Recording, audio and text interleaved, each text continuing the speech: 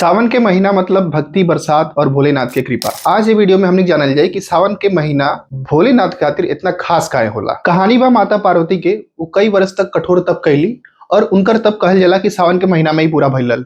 तब जाके भगवान भोलेनाथ वहां के अपन अर्धांगिनी बनौनी। तो यही से सावन के महीना के प्रेम और मिलन के ही प्रतीक मानल जाला। एकरा से जुड़ल एगो और कहानी मानल जाला कि जब समुद्र मंथन भइल रहल तो समुद्र मंथन में हलाहल विष निकलल।